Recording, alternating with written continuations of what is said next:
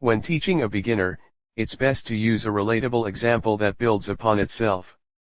The four key areas of learning: data structures, control flow, functions, and external libraries can be woven together to create a single, simple, and functional program.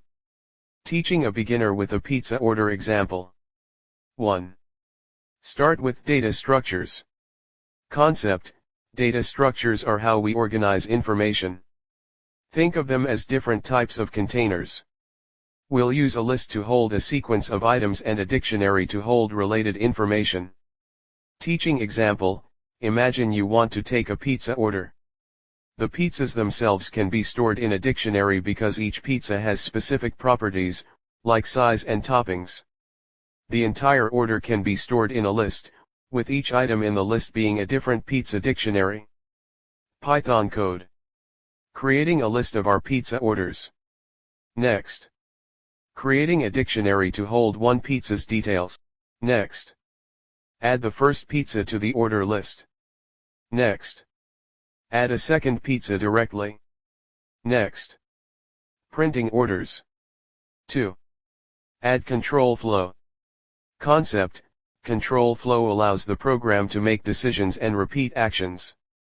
This makes the program dynamic instead of just running a sequence of instructions. We'll use a for loop to process each order.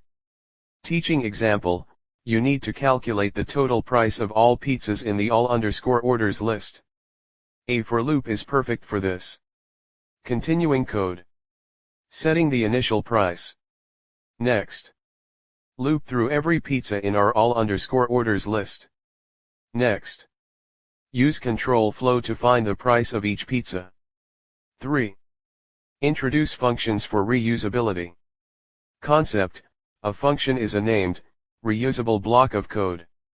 Instead of copying and pasting the total calculation code, we can put it in a function and call it whenever we need it.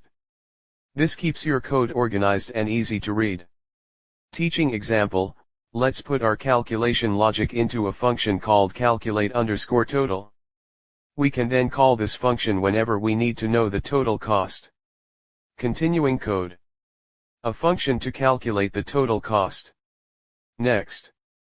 Get the total cost by calling the function. 4.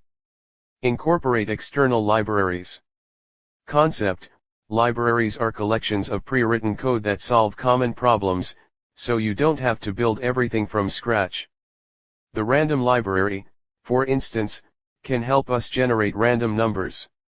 Teaching example: our pizza shop wants to offer a random discount. We can use the random library to pick a number and then use control flow to apply a discount. Continuing code. Reuse our function from before. Next. Decide if the customer gets a lucky discount.